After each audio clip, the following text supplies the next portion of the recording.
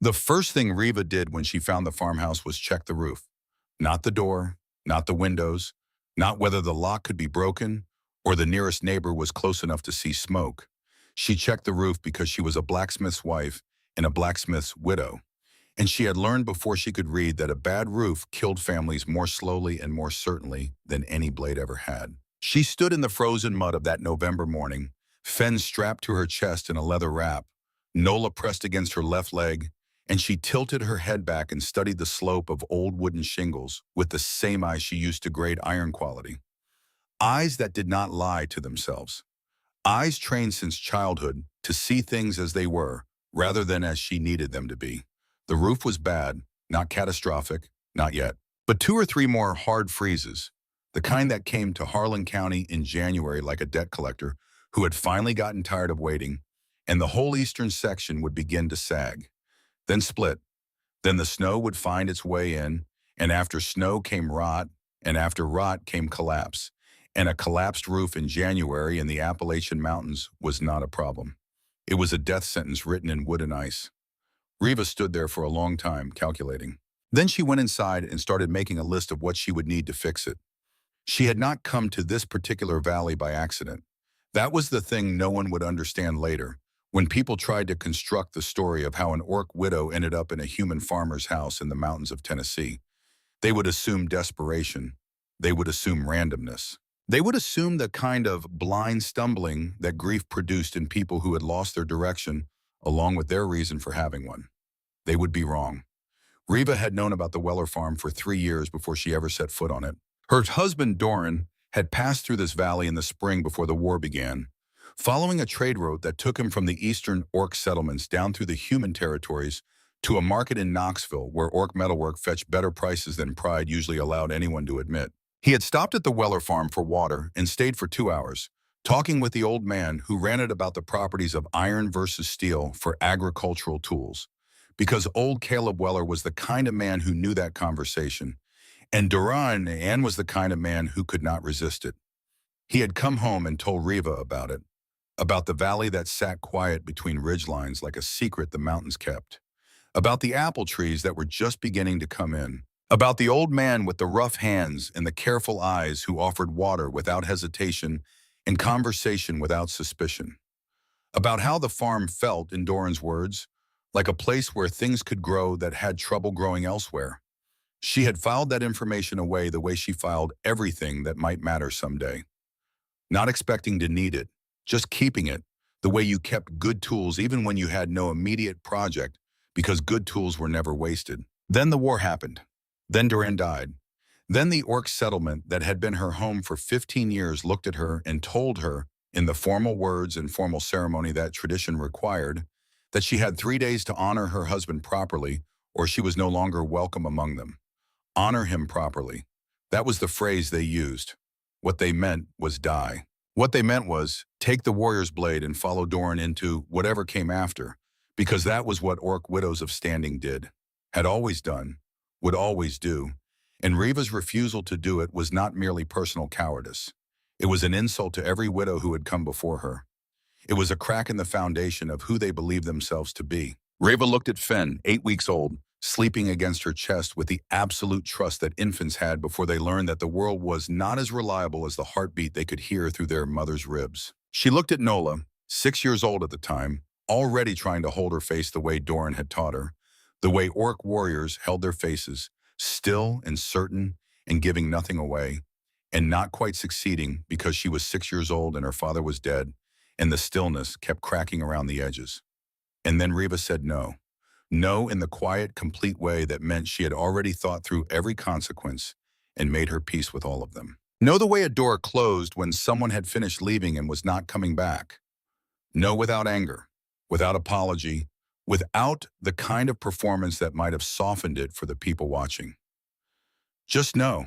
They cast her out 4 days later, made it official with ceremony, because ceremony was how her people made things real, how they wrote their choices into the permanent record of who they were. She stood in the center of the gathering circle with Fen on her chest and Nola at her side, and let them do it.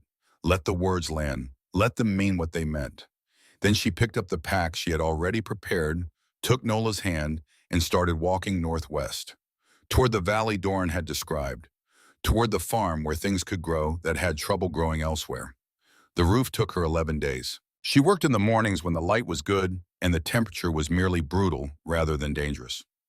Fen stayed in a wooden cradle she had built from scrap timber in the barn, bundled in every piece of fabric she could layer around him, close enough that she could hear him if he woke, but sheltered from the worst of the wind. Nola helped with the lighter work, passing shingles up when Reva called for them, holding things steady, doing the small tasks that small hands could do with surprising precision when they belonged to a 7-year-old who had inherited her father's spatial intelligence and her mother's refusal to do anything halfway. They did not talk much while they worked. That was a habit they had developed in the weeks since leaving the settlement. The understanding that effort and silence could be a kind of conversation, that working beside someone was its own form of connection that did not require words to function. On the 3rd day, Reva found the split in the main beam she had suspected was there. On the 5th day, she found the materials she needed to address it in the barn, because the old man who had built this place had been the kind of man who kept spare timber the way some men kept whiskey. On the 8th day, the eastern section was sound. On the 11th day, she stood in the yard and checked her work with honest eyes and decided it would hold.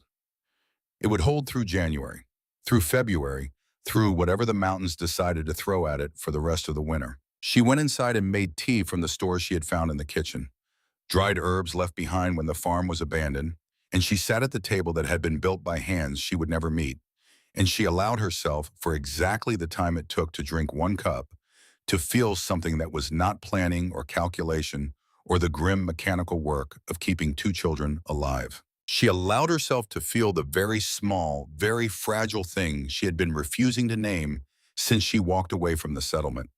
Relief. The feeling passed. She washed the cup, set it back in exactly the place she had found it, and went to start on the fence. She had been there 4 months when Borak found her. She was in the yard when he came up the track, visible from a long way off because he moved with the deliberate economy of old warriors who had learned that wasted motion was a form of disrespect to the body that had already given so much. He was carrying a walking stick and wearing a coat that had been mended so many times the original material was mostly theoretical. He had 1 arm. The left sleeve of the coat was folded and pinned with the practiced neatness of a man who had long since stopped treating his own damage as remarkable. Reva did not stop working. She set down her axe and waited, which was different. Borak stopped at the edge of the yard and looked at her for a moment with the expression of someone genuinely surprised to find a thing still standing. "You fixed the fence," he said. "It needed fixing. You fixed the roof. It also needed fixing." He looked at the house, then at the garden plot she had expanded behind it, then at the barn where she had reorganized the stored tools into something approaching usefulness. "The soldier is coming back," Borak said. Reva was quiet. Word came down from the eastern road. Man named Harlan Weller survived the war, walking home, 3 days out, maybe 4. He studied her face with the patience of someone who had stopped being surprised by other people's composure. "I thought you should know." Reva picked up the axe and turned back to the wood she had been splitting. She took 1 swing, 2, then she stopped and stood with the axe in her hands, not working, not resting, just standing the way people stood when they were making a decision that was going to cost them something regardless of which direction it landed. "Thank you," she said, "for telling me." Borak nodded. He started to turn away, then paused with the careful deliberateness of a man who did not turn around twice without reason. "What will you do?" he asked. Reva split another log. "Stay," she said. That was the word that changed everything, though she would not understand how completely until much later. Stay, not hide, not run. Not pack what she could carry and disappear into the ridgeline before dawn and hope that the next empty place she found would be as useful as this one because there would not be a next place this useful. She knew that. She had understood it from the moment she saw the valley, that this was the place Doran had sent her to, that there was no backup version of this plan waiting further down any road she might take. But stay was also not simply the only remaining option. That mattered, and Reva knew it mattered, even if she could not fully explain why. She was choosing to stay. Not because she had nowhere else to go, not because her legs were too tired and her children were too young, and the mountains in winter were too indifferent to the survival of mothers who had run out of alternatives. She was choosing to stay because 4 months ago she had stood in front of her people and said no, had accepted everything that came with that word, and she was not going to undercut it now by spending the rest of her life running from the next difficult thing. She had chosen to live. That meant living, not surviving. There was a distinction, and she intended to honor it. So she stayed. She spent the 3 days before he arrived doing what she had been doing every day, working. She reinforced the northern fence post that had been giving her trouble. She expanded the root cellar 2 feet in the eastern direction because a root cellar was only as good as its capacity. She mended Nola's boots and made Nola wear them around the barn for a full day to make sure the repair held before trusting them to actual weather. She taught Nola 3 words she would need: arrangement, temporary, productive. She did not teach Nola what to say or how to behave. Nola would do what Nola did, which was observe everything, process it in ways that produce results adults found either charming or deeply unsettling, depending on their disposition, and speak the truth as she understood it without apparent awareness that truth was something people sometimes needed to be eased into gradually. There was nothing to be done about that. It was simply who Nola was. On the morning of the 4th day, Riva was at the door when she heard boots on the path. She had Fen on her left arm. Her right hand rested at her side, near but not on the blade at her hip, which was visible but not drawn. That was the precise physical statement she intended to make. She opened the door before he reached it. The first thing she noticed was how tired he was. Not the tired of a long walk, though that was there too, 3 days on rough roads, leaving its ordinary evidence in the set of his shoulders and the careful way he placed his feet. This was older tired, deeper. The kind that came from carrying weight that the body had agreed to take on, but the mind had never fully consented to. And the argument between the two had been going on long enough that everyone involved had forgotten what it had originally been about. He was tall for a human, broad in the way that farmers got broad, from actual work rather than the cultivated broadness that young men sometimes pursued as a form of decoration. His face was weathered past his age, which she estimated at 40, give or take 2 years, and he had a scar along his left jaw that had healed cleanly. His hand went to the sword at his hip when he saw her. Not a draw, just a touch. And then he stopped moving and looked at her with eyes that were working very hard to process a situation that appeared to have ambushed them entirely. She let him have a moment. "You are Harlan Weller," she said. Not a question. His mouth opened, stayed open. Found nothing to say and stayed that way anyway. "This is your house," she continued. "My name is Riva. I am Orc, widow, blacksmith. These are my children. We have been living here for 4 months. I fixed your roof, your fence, your chimney, and your root cellar. I have been hunting the eastern ridge for meat and using your stores carefully with accounting kept." She shifted Fen to her other arm. He made the contented sound of a well-fed baby being repositioned and went back to examining the middle distance with the profound interest infants brought to everything. "I am not asking for charity. I am proposing an arrangement." Harlan stared at her. Then he said very quietly, "This is my house." "Yes." "You've been living in my house." "Yes." "For 4 months." "Yes." She waited. "Would you like to come inside? It is cold. Decisions are worse when you are cold." He came inside. She made tea while he walked through his house. She tracked on his progress by sound, the particular silence of a man encountering familiar objects in unfamiliar arrangements, the slight pause when he found something she had moved or repaired, the longer pause near the eastern wall where she had shored up the foundation stones that had been settling, the very long pause upstairs where she heard him open the small bedroom and find his childhood, more or less intact, because she had made it a point of principle to leave that room as close to how she had found it as the cleaning required. He came downstairs and sat at the table. Nola was already there, occupying the chair she had claimed as hers on their first day by the simple method of sitting in it consistently until it became true. She was watching Harlan with the focused, unblinking attention she brought to subjects of genuine interest, augmented by a small tilt of her head that her father had done in exactly the same way when evaluating a new piece of metal. Riva set the tea in front of him. He looked at it for a moment, then picked it up and drank. "You added something," he said. "Honey and mint. Your store had both." "My mother planted the mint." Riva said nothing. She sat across from him, Fen in her lap and waited. You fixed the roof, Harlan said finally. It needed fixing. The whole eastern section. He looked at his tea.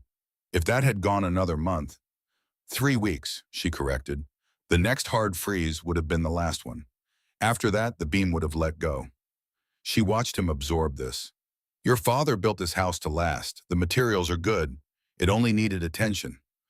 Harlan was quiet for a long time. He drank his tea. Nola continued to observe him with the patience of a 7-year-old who had decided this was worth waiting out.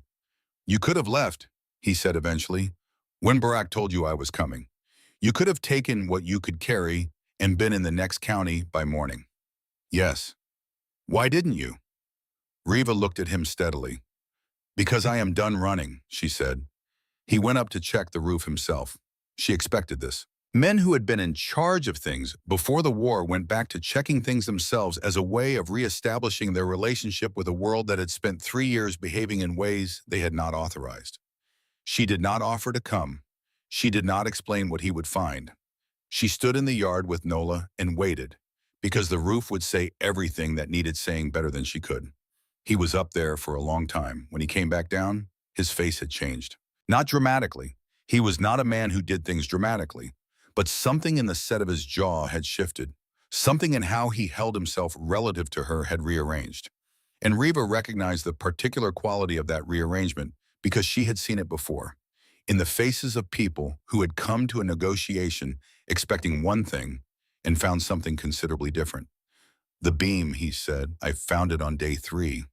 You sistered it with timber from your barn. You had good stock. Your father was a careful man. Harlan looked at the roof for a long moment. Then he looked at her. This house would have been gone, he said. Not an accusation, just a fact, spoken with the weight of someone who understood what the fact contained. This was his father's house, his grandfather's labor in the foundation stones. The last thing that connected him to the people who had known him before the war turned him into whatever the war had turned him into. Yes, Riva said, you saved it. I needed shelter. The house needed saving. The arrangement worked for both of us. He looked at her for a long moment, trying to fit her into a category. She could see him trying. She had watched humans do this before, the urgent need to locate an orc woman in one of the available slots. Dangerous or pathetic or something to be managed, in the disorientation when none of the slots quite fit. I still need my house back, he said. I know, Riva replied. I am still proposing an arrangement. The arrangement, as she had laid it out in her mind during the 3 days of waiting, was simple. She would continue to maintain and improve the farm. She would use her skills as a blacksmith on tools and equipment that needed attention, and there was a significant backlog. She would contribute to provisions from hunting and from the garden she had already expanded.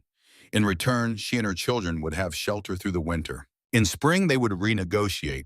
It was a reasonable offer. She had constructed it to be reasonable because she understood that the first thing she needed to establish with this man was that she was capable of reason, that she was not a problem to be managed or a tragedy to be absorbed, but a person presenting terms. What she had not anticipated was Nola. On the first evening, Nola materialized at Harlan's elbow with the uncanny stealth that certain children developed when their survival had depended on not being noticed, and their curiosity had grown large enough to override their caution. You have a sad face, Nola announced. Harlan looked at her. I'm thinking. Sad thinking or regular thinking? What's the difference? Nola considered this with appropriate gravity. Regular thinking is when your face does math. Sad thinking is when your face does math but also looks like something hurts. Harlan stared at her for a moment. Then something shifted in his expression. Not quite a smile, not quite anything, but a softening. The way frost softened before it became water. Still there, but no longer committed to staying solid.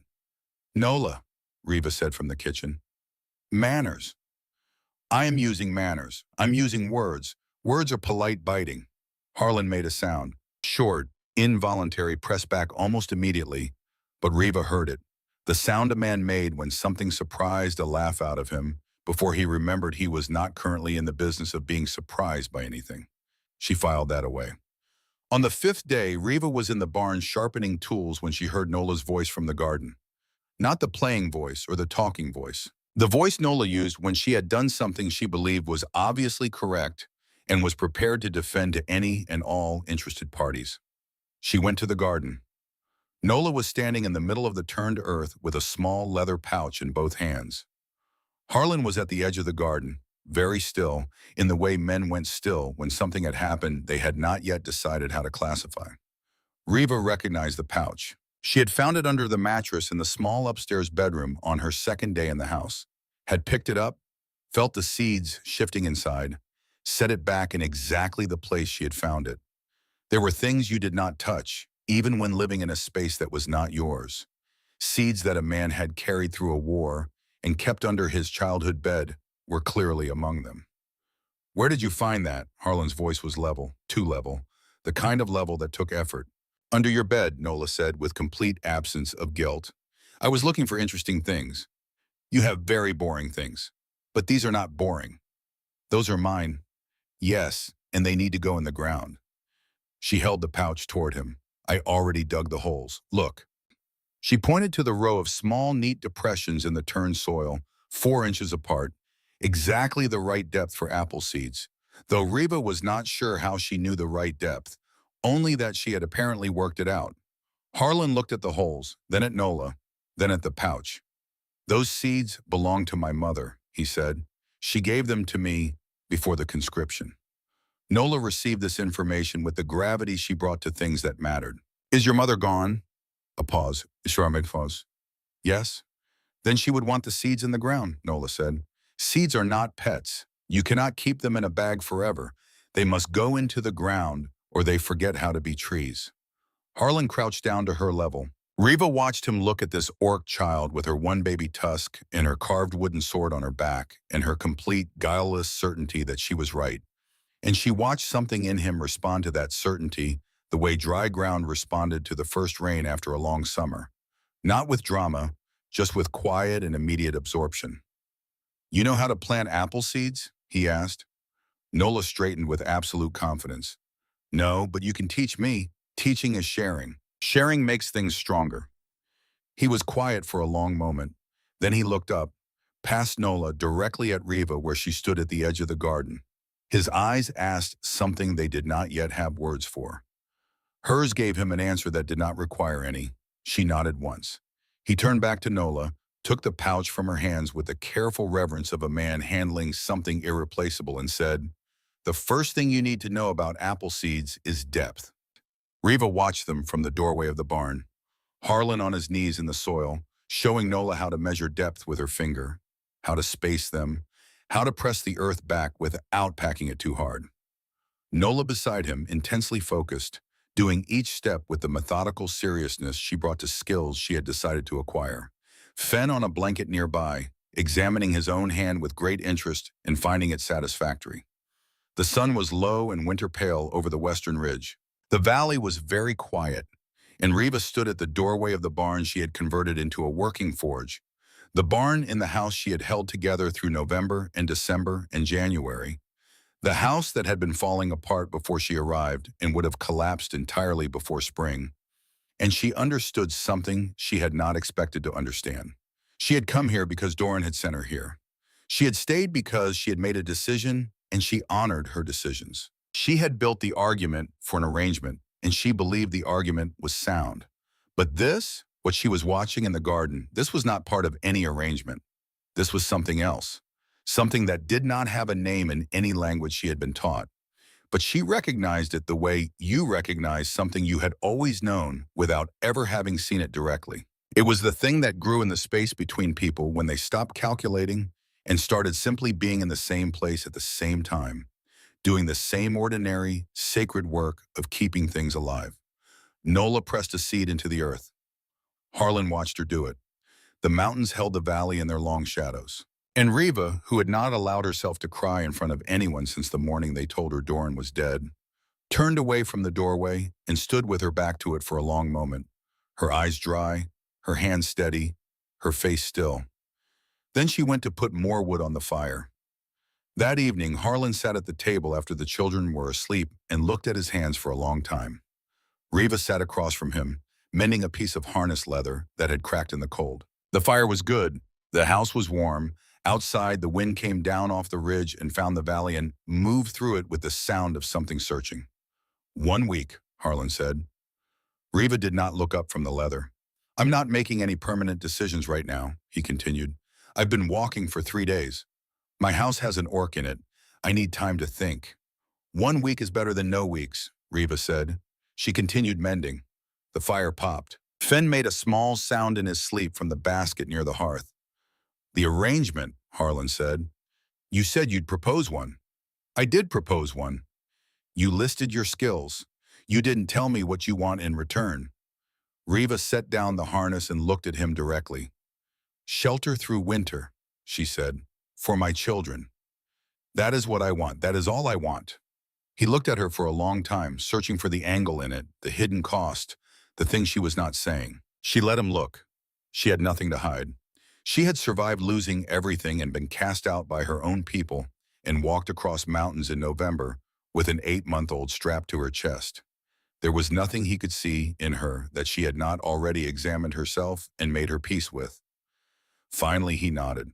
1 week, he said again. Riva picked up the harness. 1 week, she agreed.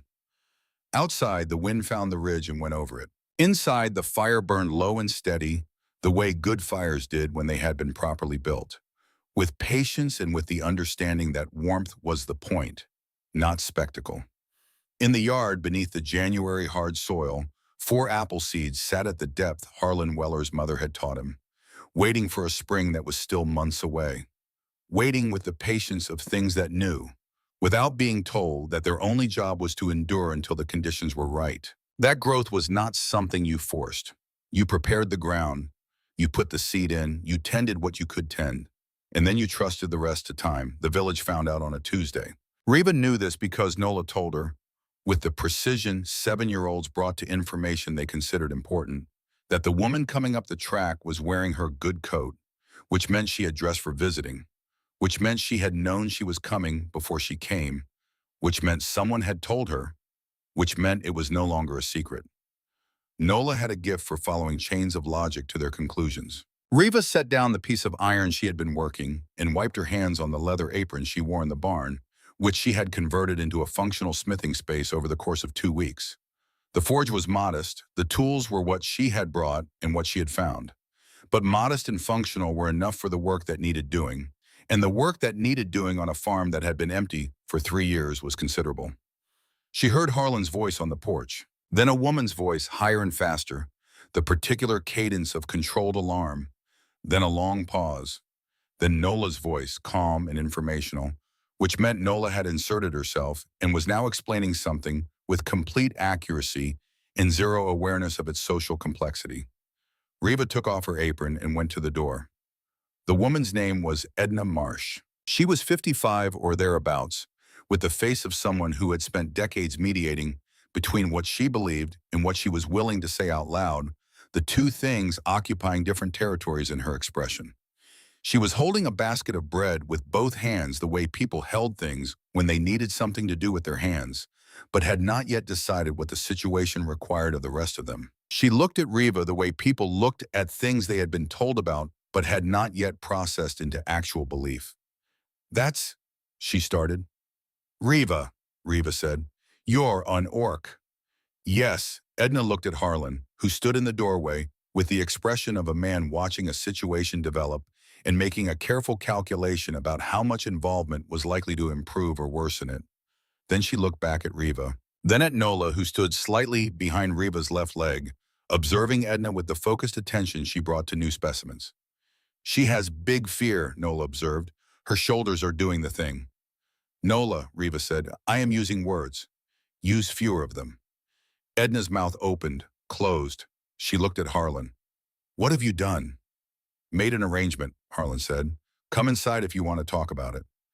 Edna did not come inside. She left the bread on the porch railing, which was not precisely the gesture she had arrived intending to make, and walked back down the track with the brisk stride of a woman who had decided to do her processing somewhere else.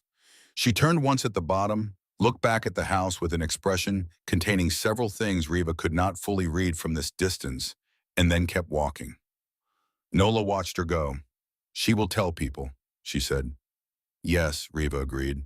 Many people. Yes. Nola thought about this. Is that bad? Riva picked up her apron and went back to the barn. It's true, she said. True things happen, whether you call them bad or not. The second visitor came 3 days later. He was not wearing his good coat. He wore the particular expression of a man who had organized something and was arriving to inspect his work. The combination of righteousness and preemptive defensiveness that came from knowing you were about to do something requiring justification. His name was Dalton Pruitt. He was 30 years old with the broad build of his father's Chernow and none of his father's patience. He had lost a brother in the war. This was a fact Riva learned later, from Harlan, spoken in the tone of someone offering context rather than excuse, the way you identified a crack in a wall before explaining why it ran the direction it did. Harlan went to meet him at the property line. Riva stayed at the barn door and watched, because the barn door gave her a clear sightline while keeping Dalton's attention on Harlan, and attention management was a skill she had developed early and maintained carefully. The conversation lasted 12 minutes. She could not hear most of it, only the rhythm, Harlan's voice steady and low, Dalton's louder, with the particular rise at the end of sentences that meant he was making declarations rather than arguments. When Dalton left, he left the way men left when they had said what they came to say, but had not yet achieved what they came to achieve. Not finished. Postponed. That evening, Harlan came to the barn and stood in the doorway watching her work for a moment before speaking. He'll be back, Harlan said. Riva turned the piece of iron she was examining, checking the temper by the color. I know.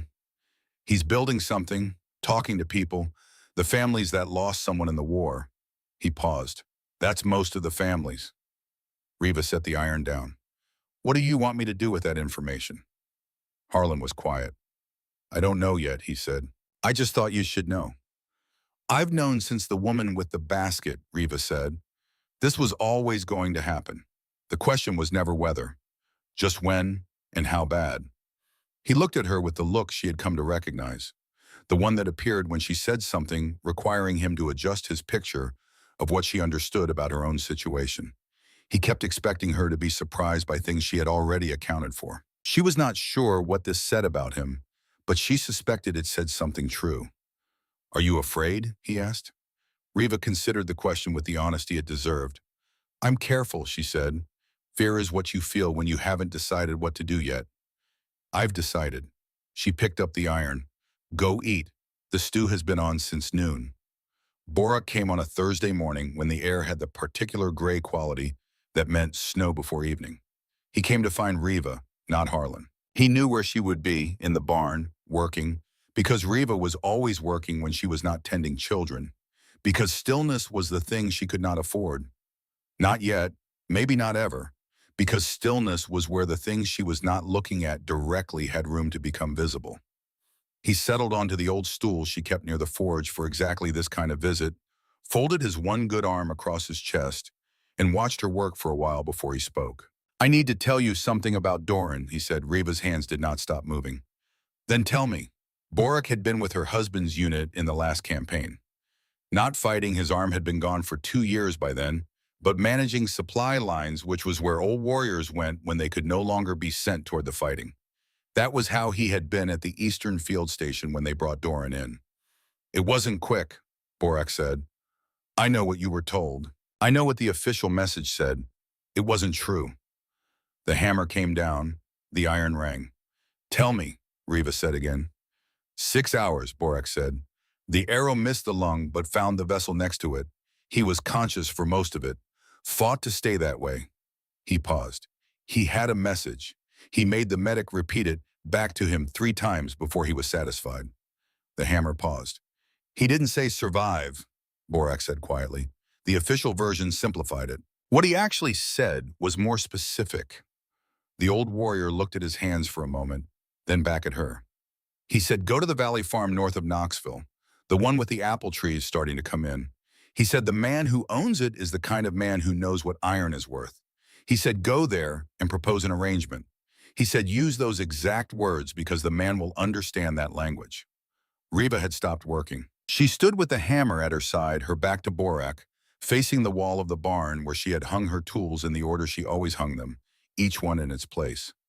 He knew this farm, Borak said. He'd been here. He knew the man who owned it. He passed through this valley on the Knoxville route, same as always, and he stopped here and he talked with the old man who ran the place, and he remembered it. A pause. He sent you somewhere specific, Riva, not just away from danger. He sent you here. He used his last 6 hours to make sure you got the exact right place. The barn was very quiet. Outside, the first snow of the day had begun, soft and without urgency, the kind of snow that fell because falling was simply what it did at this temperature, not because it had anything particular to prove. I thought I chose this place, Riva said. You did. He gave you the coordinates. You made the choice. Borak's voice was careful, carrying weight that needed to be set down gently. It's not the same as being sent. He showed you a door. You're the one who decided to walk through it. She stood for a long time without speaking. Then she set the hammer down on the bench very carefully in its exact place. She walked to the far end of the barn, to the corner where she kept her personal things in a wooden box she had made in the first week, to have something that was hers in a space that was borrowed. She crouched down with her back to the door, and she put her face in her hands. She made no sound. Borak sat on his stool and looked at the wall and gave her what she needed, which was the particular courtesy of a witness who looked away. When she stood again, her face was dry. Her hands were steady. She walked back to the forge, picked up the hammer, and looked at the iron she had been working.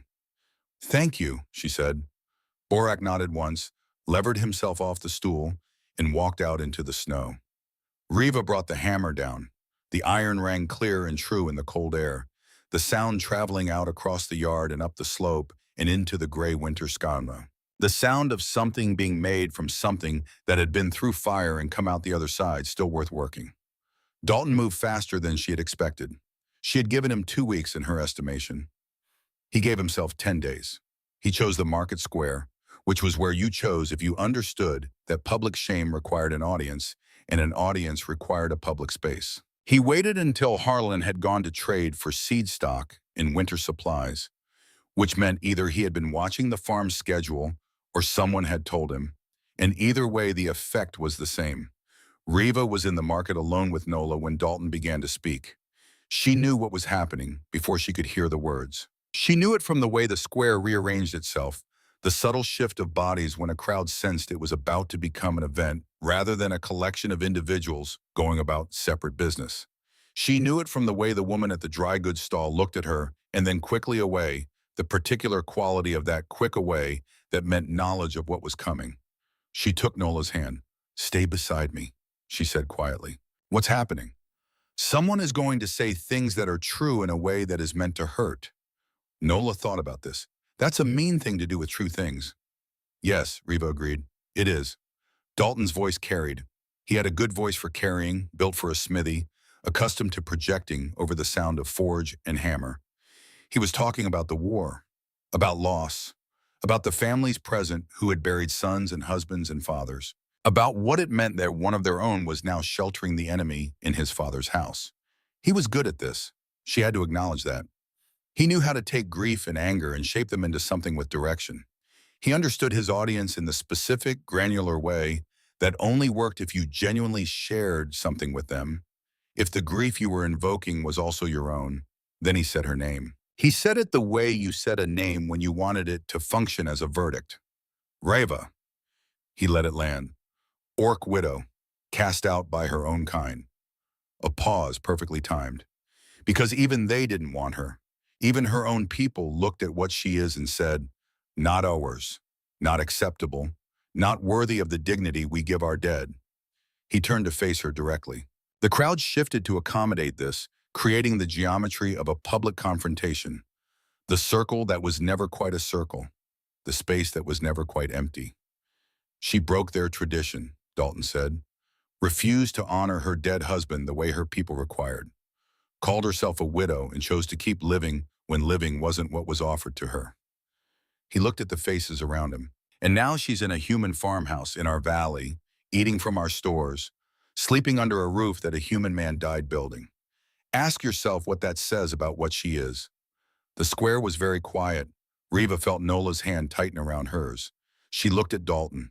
She looked at the faces surrounding him, the grief and the fear and the anger that were real and legitimate in being handed a direction they had not chosen for themselves.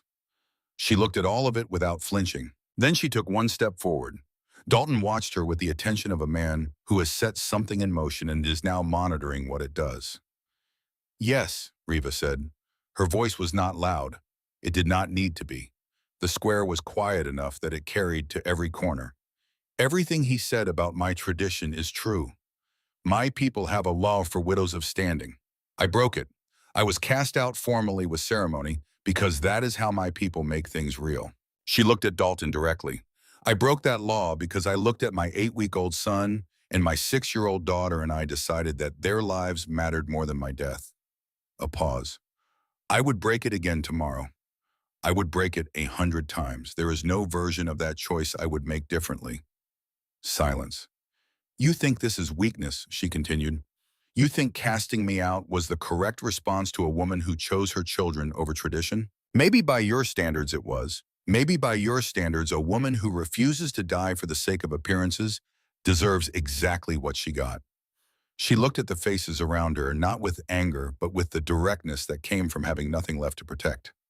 But I am standing here. My children are alive, and I fixed a man's house that would have fallen without me, using skills I built over 15 years with my own hands. She let that settle. Judge the tree by what it grows. She did not wait for a response. She took Nola's hand and walked out of the square with the measured pace of someone who had decided the conversation was finished and was demonstrating that decision with her feet. Behind her, the silence held for 3 full seconds before anyone spoke. 3 seconds was a long time for a crowd.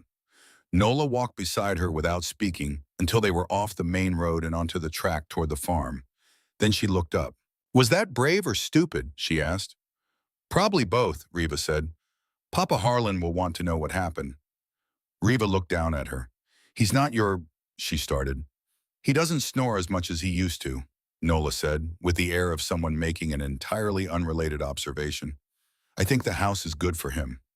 Riva said nothing. They walked home through the gray afternoon, the snow from the previous week still sitting in the shadow places where the sun did not reach, white and patient and in no particular hurry to become anything other than what it was.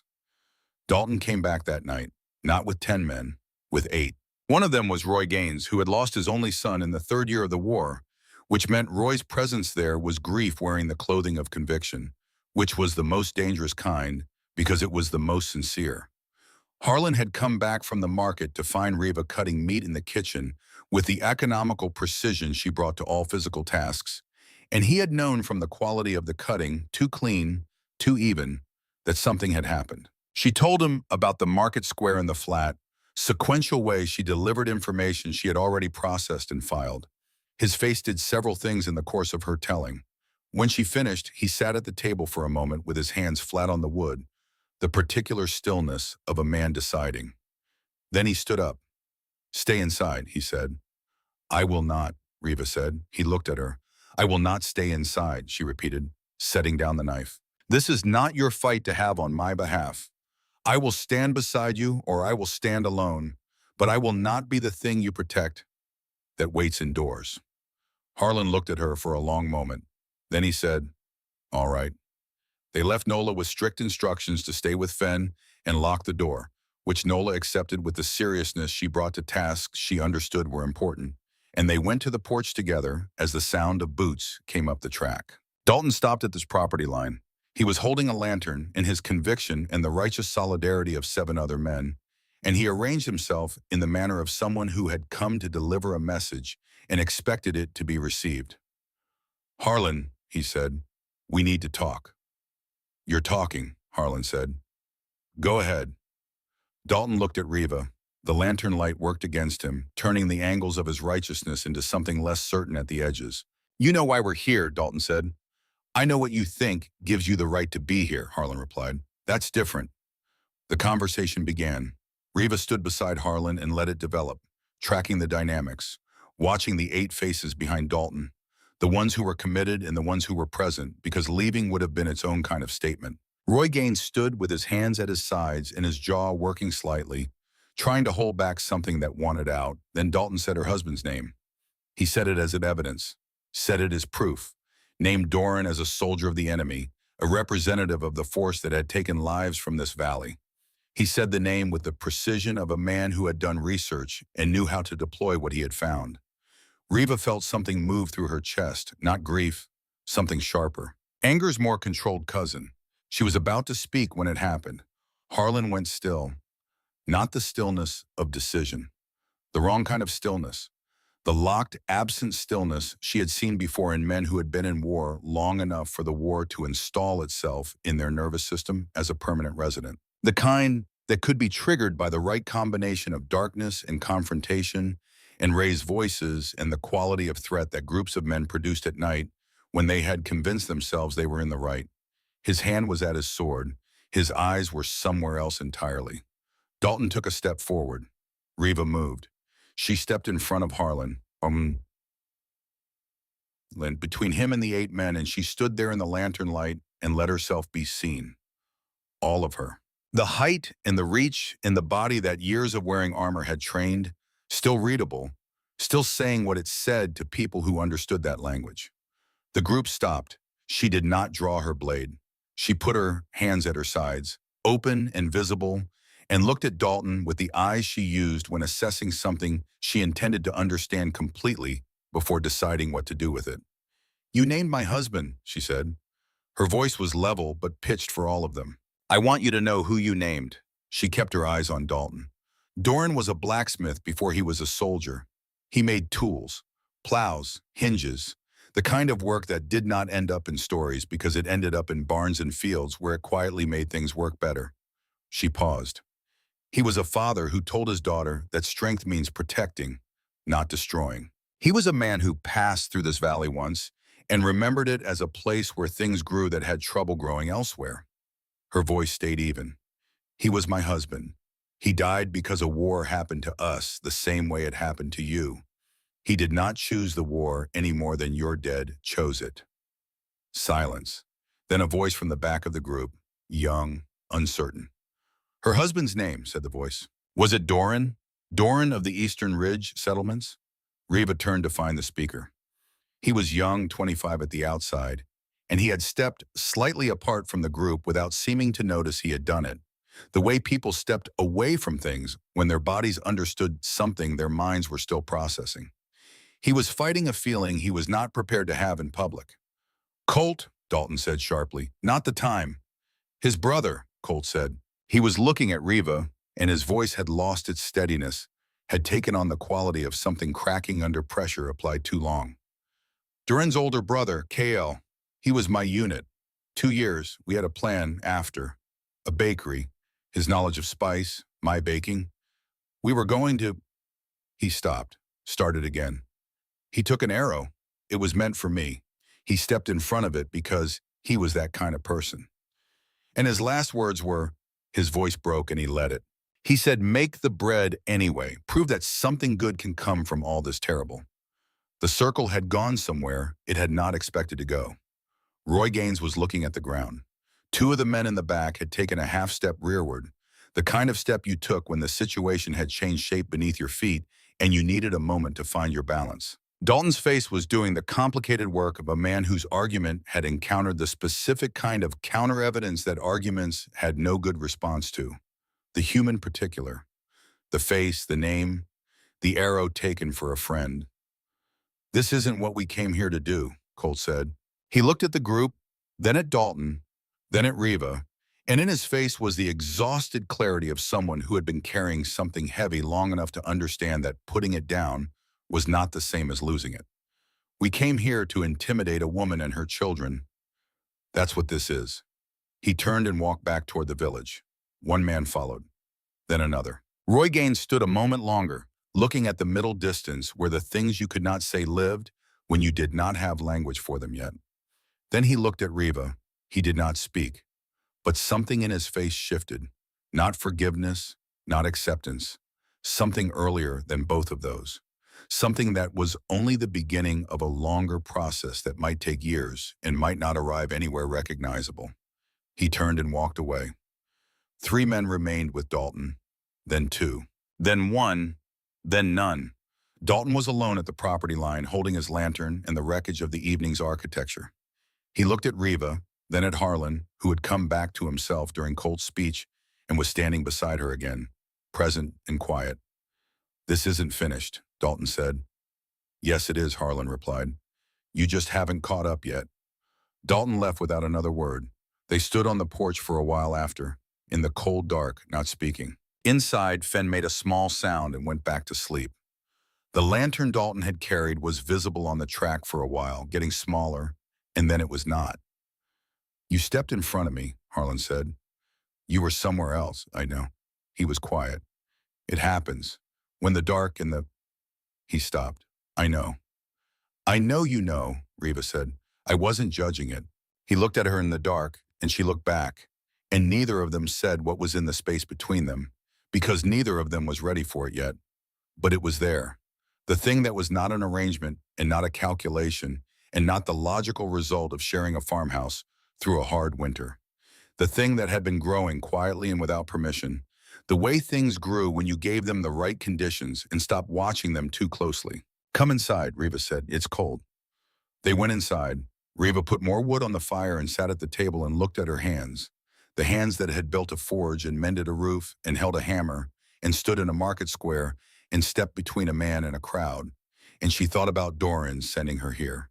Thought about him knowing this valley, knowing the quality of the man who owned this farm, trusting that specific knowledge with the last coherent hours of his life. She thought about the seeds in the ground. She thought about what grew when you stopped running. Outside, the wind came down off the ridge, and the valley held its breath the way it did before snow, quiet and anticipatory, full of the particular promise of things that had not yet arrived but were certainly on their way. Harlan sat down across from her. Between them, the fire burned without drama, without spectacle, with only the steady, patient work of making warmth from what it had been given. That, Reva thought, was enough. The silence that followed was not peace. Reva knew the difference. Peace was what happened when people had worked through something and come out the other side changed.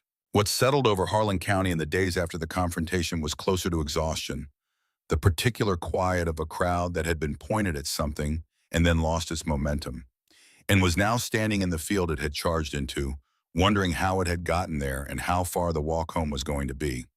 She did not mistake exhaustion for resolution, but she understood that exhaustion had its uses.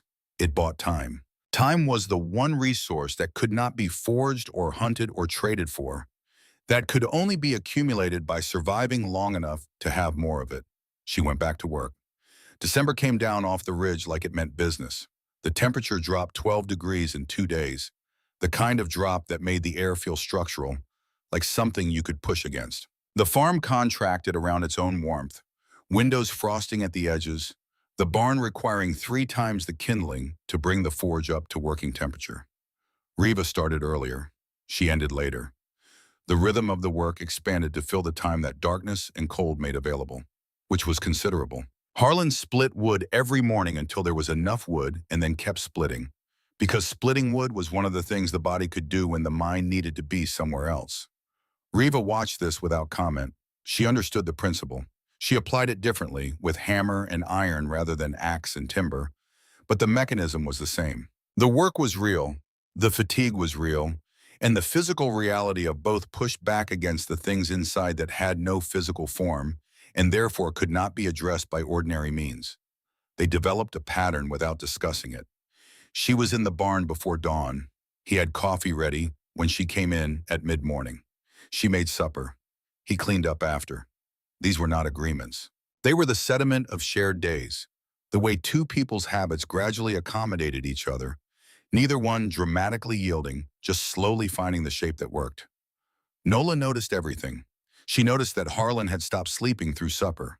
She noticed that Reva had begun leaving the forge door open in the afternoon, so the warmth carried into the yard. She noticed that when Harlan told a story at the table, which he was beginning to do occasionally, careful stories, short ones about his father or the farm or the countryside before the war, Reva's hands slowed their work without stopping, which was Reva's version of leaning forward. Nola filed all of this in the place she kept things that mattered. She said nothing about it. She was 7 years old, not simple. The armor came off slowly. It had been happening for weeks before Reva fully acknowledged it to herself. The process had no ceremony, no decision points she could identify afterward. It was more like erosion, the kind that happened to riverbanks, where the water did not announce its intentions, just kept moving in the same direction until one day you looked and the shape of things was different from what it had been. First, the pauldrons. She took them off one evening in late November because the right one had been digging into her shoulder during forge work and she was tired of compensating. She put them on the shelf in the barn and told herself she would get back to them. She did not get back to them. Then the bracers. One morning she simply did not put them on, and the day passed without requiring them, and so the next morning she did not put them on either. The chess piece lasted longest. That was the one she had worn every day since leaving the settlement, had slept in for the first 3 weeks at the farm before the roof was sound enough to make the house warm enough to make sleep without armor something other than recklessness. The chess piece was not merely protection, it was posture. It was the physical statement she made to the world about what she was and what she was prepared to encounter. A warrior, in readiness, with nothing assumed safe. She took it off on a Tuesday morning in December. There was no event that prompted it. She simply stood in the barn in the early dark, holding it, and understood that it had become a lie she was telling with her body. She was not a warrior in readiness. She was a mother making iron fittings for a fence that needed them. She was a woman who had been in this valley for 5 months and had made a forge and mended a roof and planted apple seeds and stood in a market square and faced down 8 men at a property line and was still here. She set the chess piece on the shelf next to the pauldrons. She went to work. Harlan saw her that morning when he brought coffee to the barn. He looked at her, at the shelf where the armor sat, back at her. He said nothing. He set the coffee on the workbench where she could reach it. Before he left, he paused in the doorway. "Cold today," he said. "I've got an extra vest in the chest upstairs. Heavy wool, if you want it." Reva looked at him.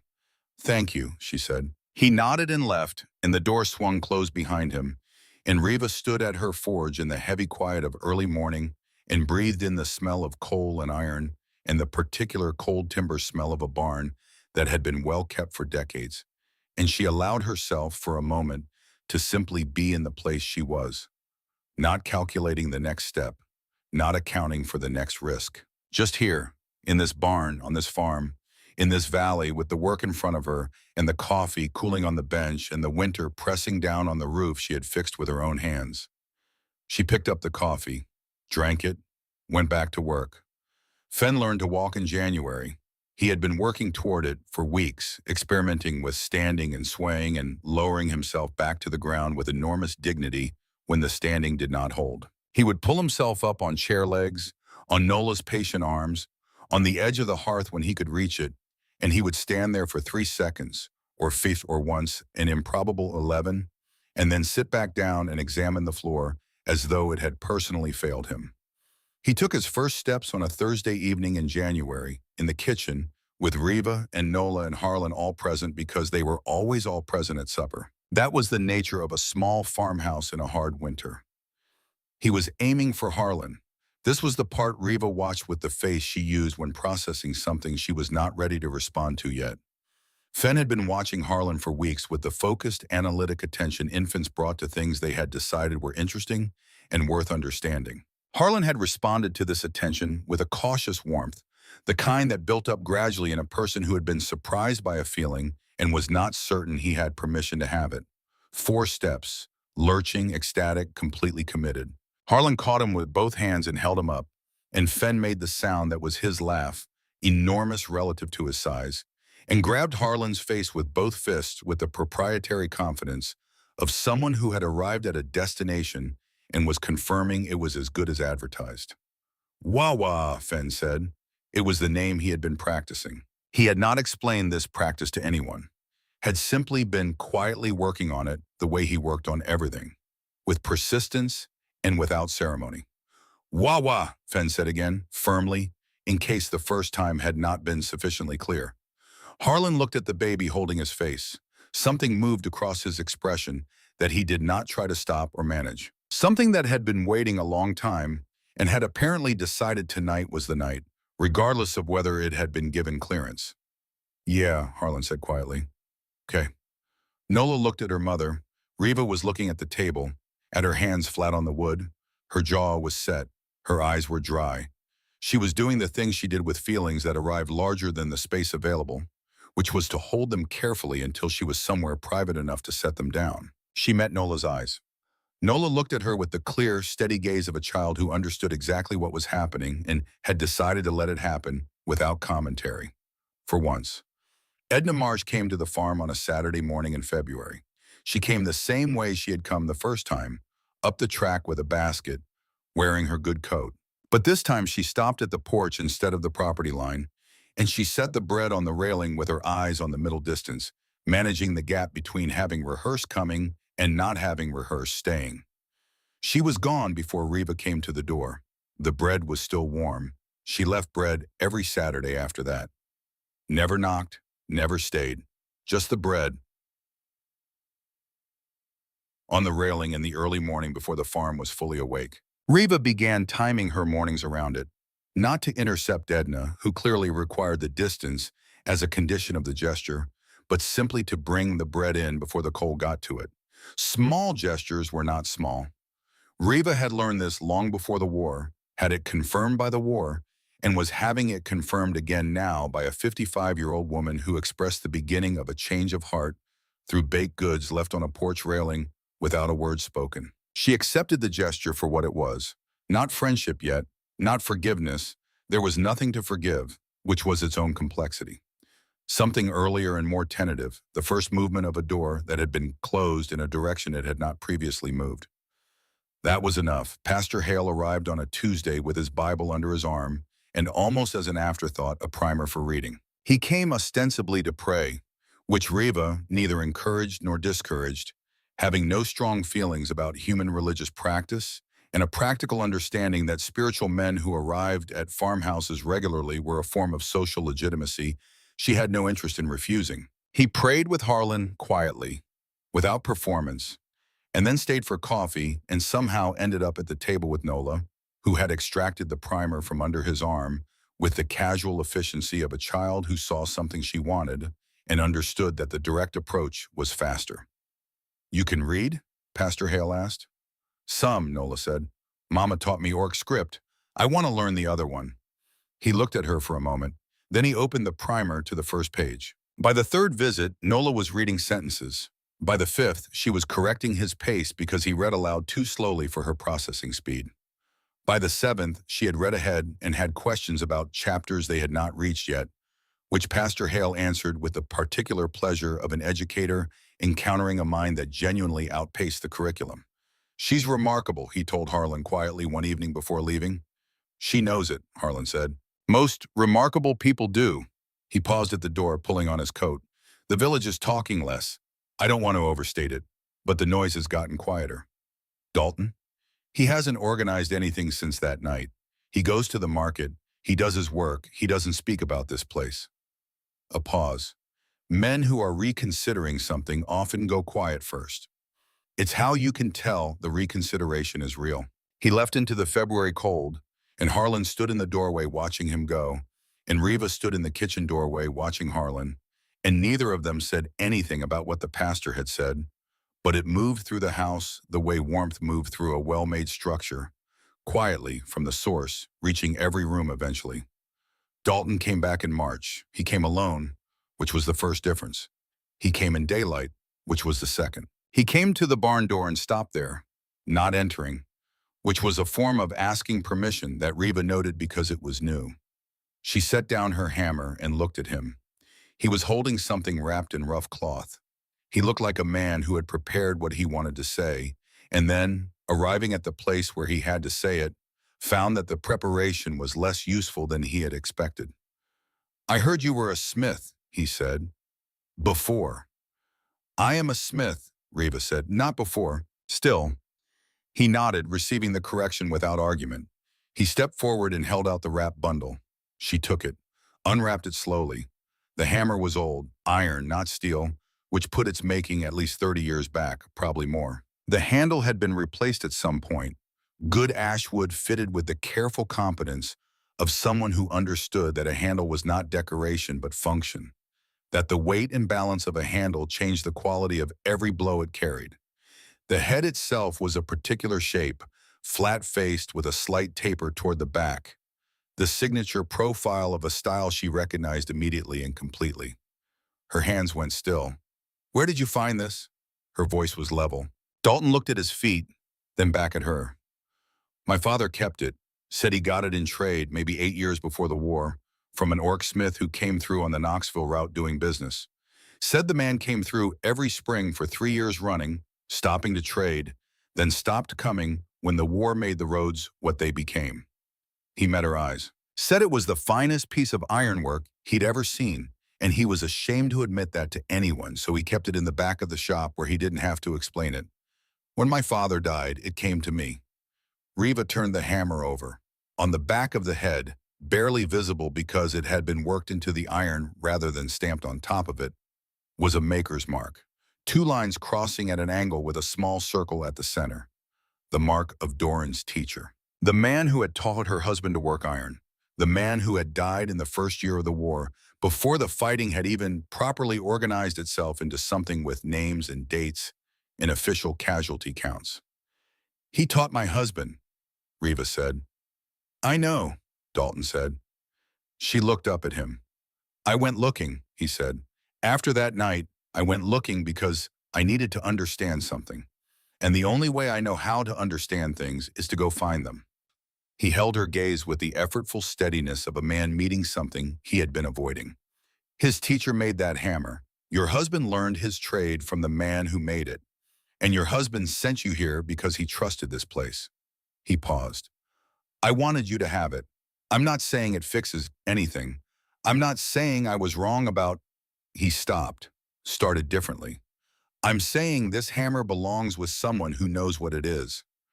Riva held the hammer for a long moment. It was heavier than modern work.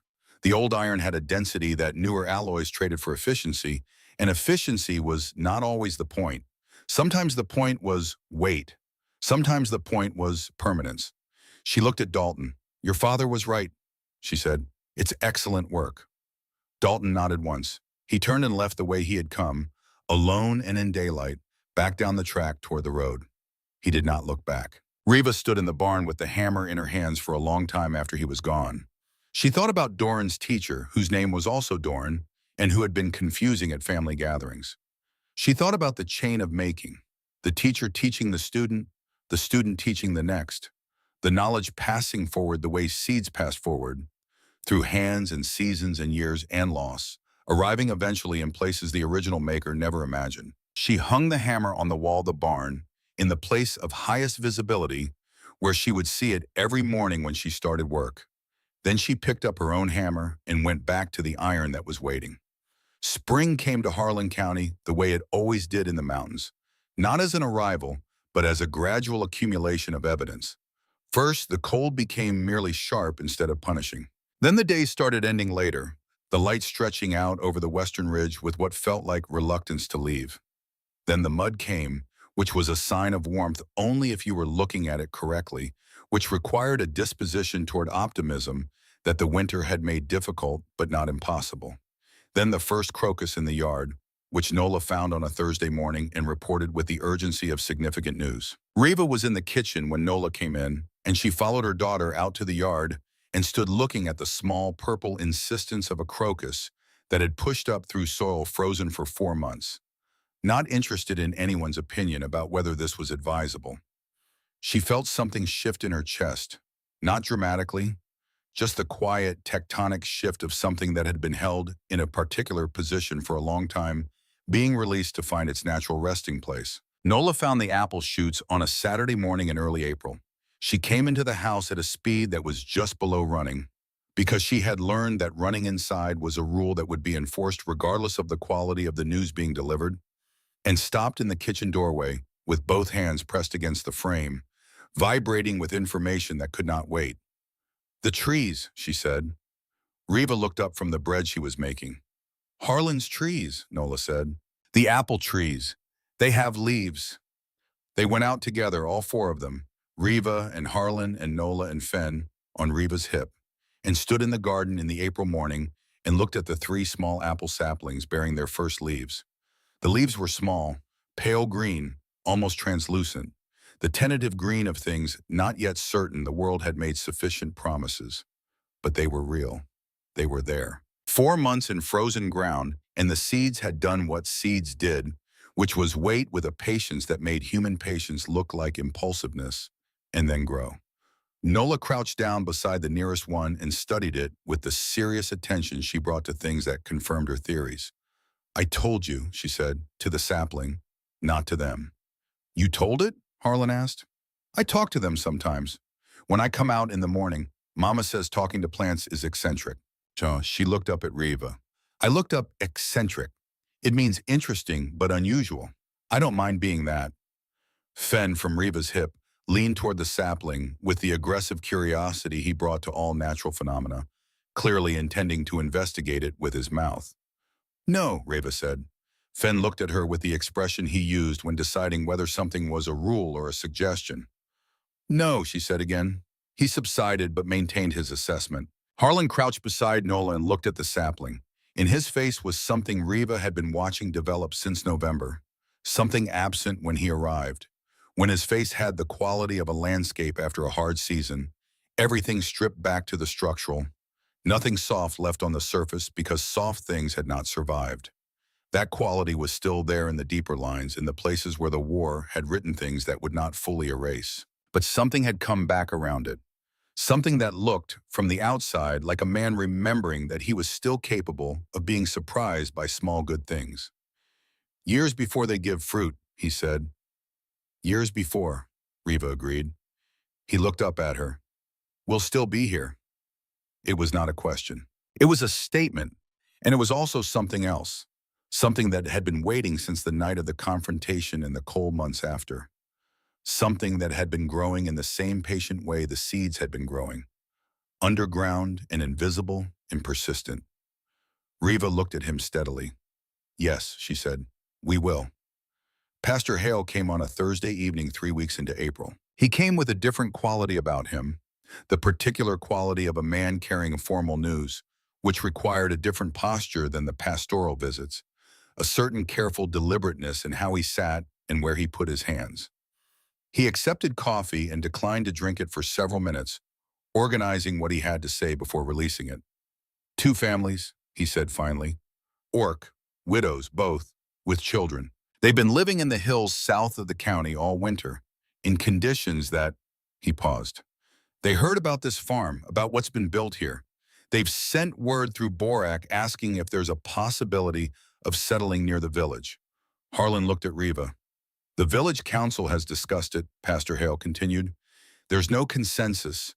There may not be consensus for some time, but there is a majority willing to consider it under certain conditions.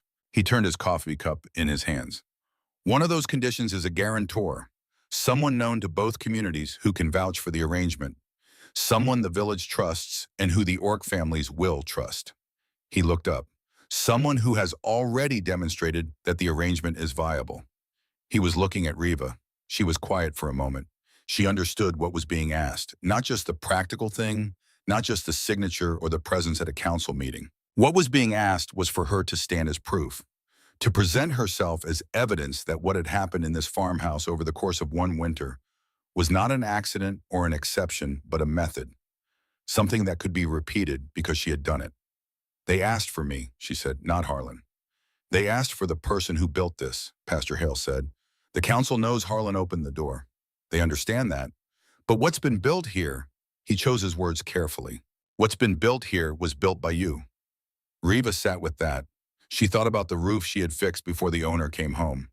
The fence posts, the root cellar, the forge she had constructed from available materials, the garden she had expanded, the armor she had laid aside piece by piece as the necessity receded.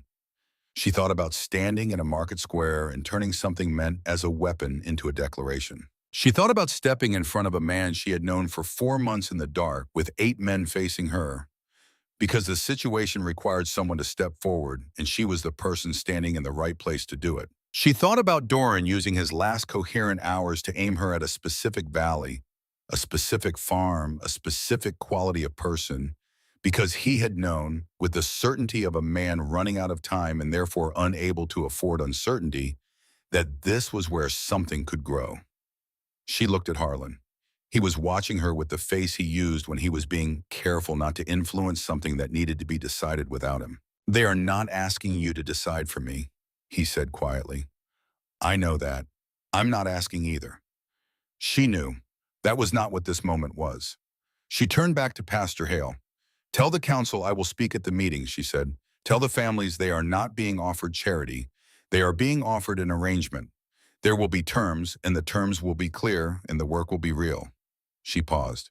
"And tell them that this valley has enough room for what they need to build." Pastor Hale looked at her for a moment with the expression of a man who had been a pastor long enough to recognize a specific quality of a moment that would be described differently by different people, but meant the same thing regardless. He drank his coffee. "I'll tell them," he said.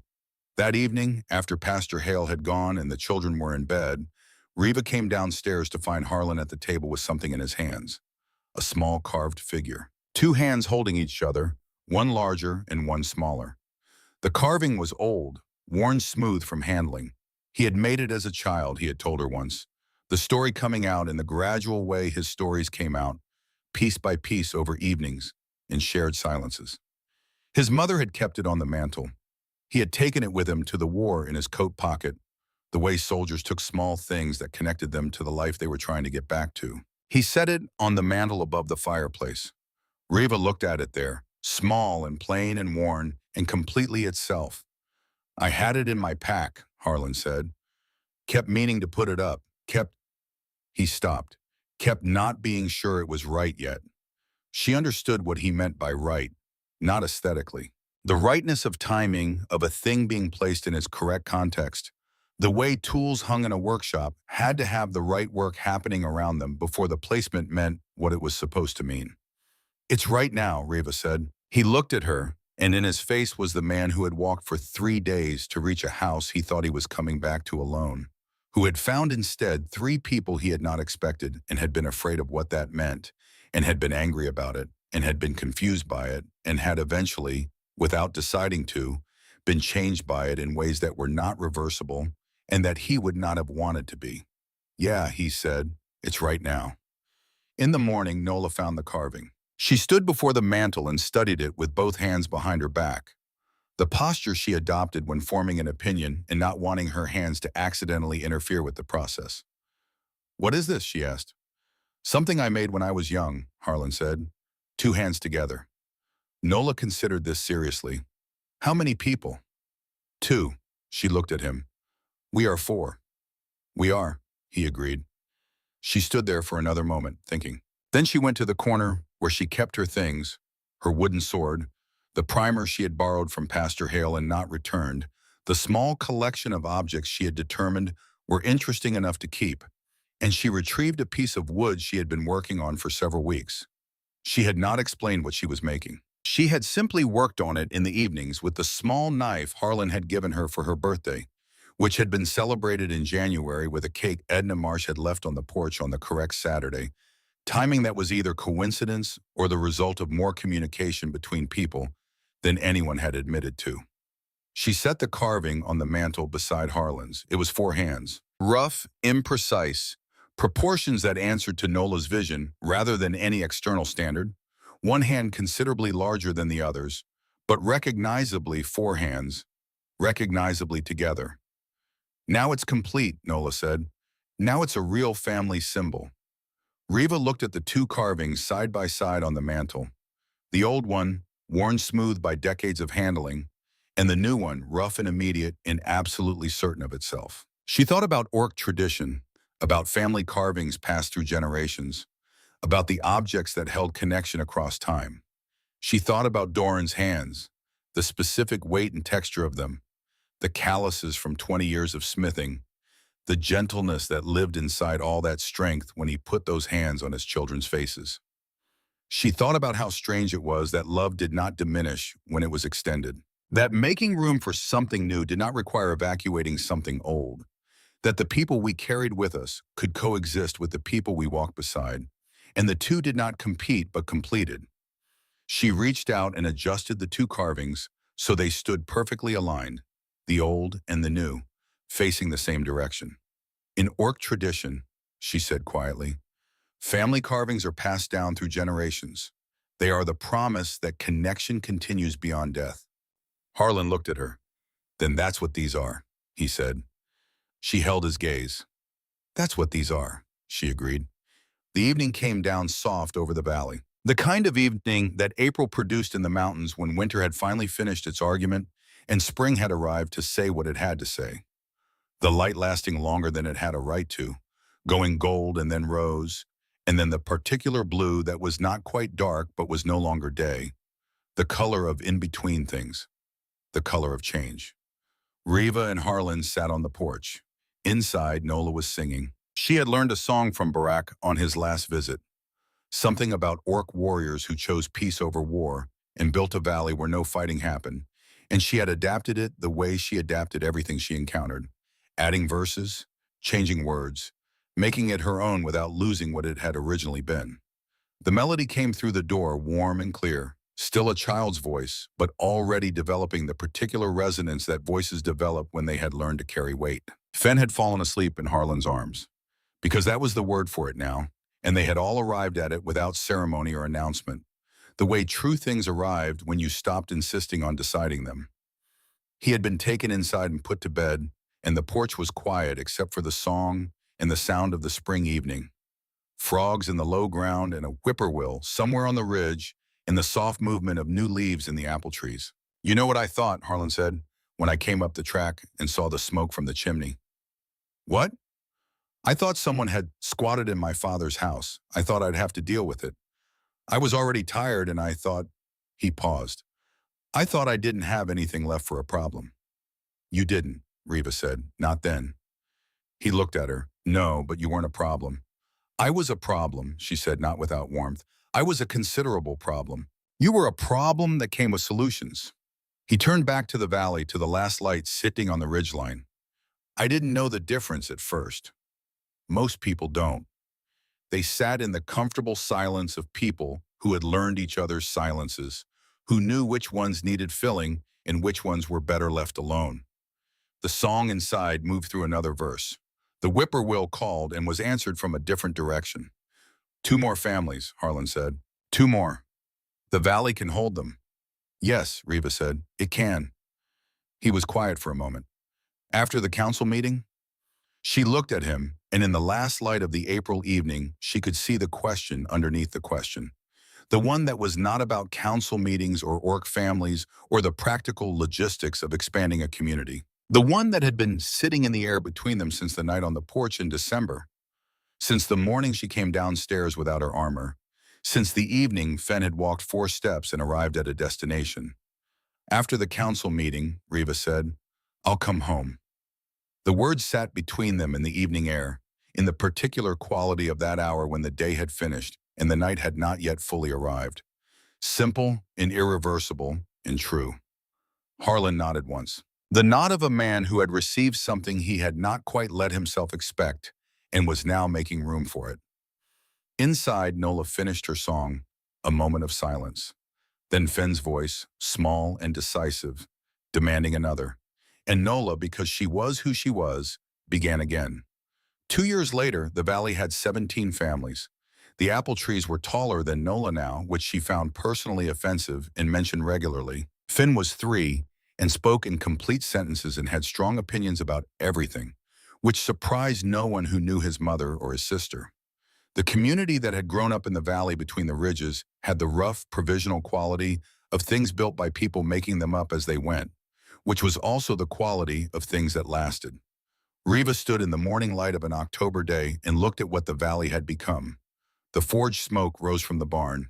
The apple trees stood in the garden, bearing their 2nd year of fruit now, small still and tart, but more of it than last year, and better, the way things improved when they had time and tending, and the patience of people who understood that growth could not be rushed into becoming what it was not yet ready to be. Nola was inside teaching 3 children to read, 2 human and 1 orc, conducting the lesson with the pedagogical confidence of someone who had long since concluded that having learned something and being qualified to teach it were essentially the same thing. Fenwilmau was in the yard building something out of stones, applying the structural logic of a child who had grown up watching a blacksmith work and a farmer build.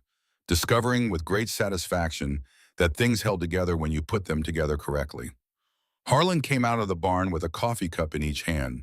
She took hers. They stood side by side in the October morning, looking at the farm, at the valley, at the small particular world they had built from what they had been given, which was grief and ruins in two people's refusal to let those things be the final word. "Do you ever regret it?" Harlan asked. Riva drank her coffee. "I regret the war," she said. "I regret that my children grew up knowing what loss looks like before they were old enough to have the language for it. I regret that the world required all of this before it would consider the possibility that it could be different." She looked at him. "But I don't regret staying. I don't regret choosing life when death was offered. I don't regret any morning I woke up in this house and went to work." She looked back at the valley, at the mixed rooftops, the shared gardens, the children of two species playing in the lane between houses without apparent awareness that this was supposed to be impossible. "And I don't regret you." Harlan was quiet for a moment. "Neither do I," he said, "any of it." They stood there in the morning light, two people with their coffee and their valley and their improbable, particular, completely real life, while inside the house a child taught other children to read, and a toddler built something from stones, and two wooden carvings stood on the mantel above the fireplace, the old and the new, facing the same direction. From the valley below came the sound of the small market that had grown up in the past year, the mingled voices of orc and human traders, the back and forth of people learning each other's measures and preferences and jokes, the ordinary, unremarkable sound of a community doing the daily work of being a community. It was not impressive. It was not the thing that would make it into the histories that people wrote about great events and dramatic turning points. It was something quieter and more durable than that. It was the sound of people who had decided to stay. Nola appeared in the doorway behind them. "Fen is eating a rock," she announced. "Is it a small rock?" Riva asked. "Medium." "Harlan," Riva said. Harlan was already moving, setting down his coffee with the practiced efficiency of a man who had spent 2 years learning that medium-sized rocks were not a metaphorical problem. Riva watched him go, listened to the sound of his voice in the yard, patient and unhurried, explaining to a 3-year-old the general theory of why rocks were not food, and she felt something she had been feeling for months now with increasing frequency and decreasing surprise. Something that did not have a complicated name. Something that was simply the way things felt when you were where you were supposed to be, doing what you were supposed to do with the people you were supposed to be doing it with. The apple trees moved in the October breeze. The fruit in their branches, small and tart and absolutely real, caught the morning light and held it for a moment before letting it go. In the barn, on the wall in the place of highest visibility, the old hammer hung where she had put it. Doran's teacher's work carried across years and hands and the distance between a world before the war and whatever this world was becoming. Every morning she saw it when she started work. Every morning it said the same thing, not in words but in the particular eloquence of excellent iron made by someone who understood that the point of making things was not the making itself but the using, the passing forward, the long chain of hands through which a good tool traveled on its way to becoming part of something that outlasted everyone who had ever held it.